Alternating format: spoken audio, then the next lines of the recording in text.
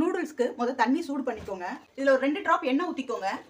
இந்த நூடுல்ஸ் வந்து ஒட்டாமல் வரும், அதுக்காக. தண்ணி நல்லா சூடாயிடுச்சு. இப்போ நம்ம நூடுல்ஸை உள்ளே போட்டுடலாம். இது ஹாட் வாட்டரில் கொஞ்சம் நேரம் ஊறினதுக்கப்புறம் ஃபில்டர் பண்ணி எடுத்துக்கலாம். எப்போவுமே நூடுல்ஸ்க்கு ஒரு பெரிய அகண்ட சட்டியை வச்சுக்கோங்க. எண்ணெய் ஊற்றியாச்சு. எண்ணெய் சூடானதும் நம்ம வெங்காயம் போட்டுக்கலாம்.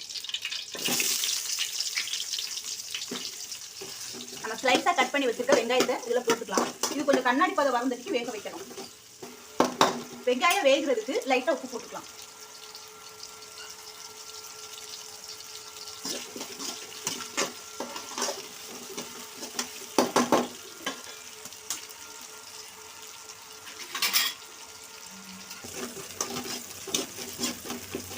வெங்காயம் நல்லா வதங்கிடுச்சு.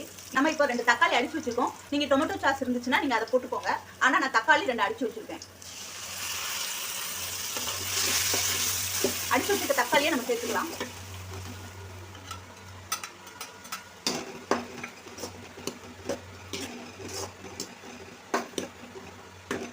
இது இப்போ கொஞ்சம் வேகட்டும்.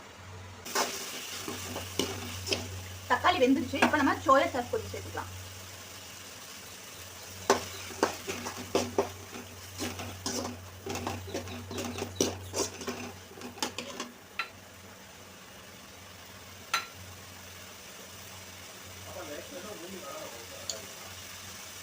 அரை ஸ்பூன் மஞ்சள் தூள், அரை spoon garam masala,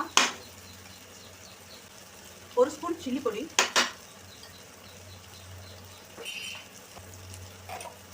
1 spoon pepper. இப்போ இதை மிக்ஸ் பண்ணிக்கலாம்.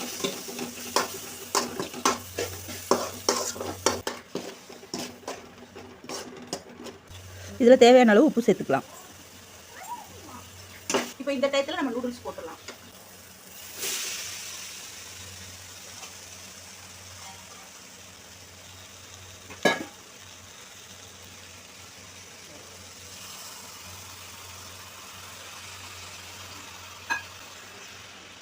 இப்போ இதில் நூடுல்ஸ் சேர்த்தாச்சு.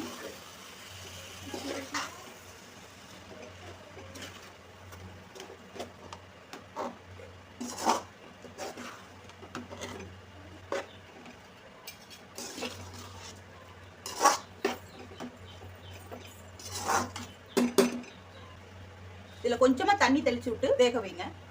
இப்போ நம்மளுக்கு தேவையான நூடுல்ஸ் ரெடி ஆயிடுச்சு.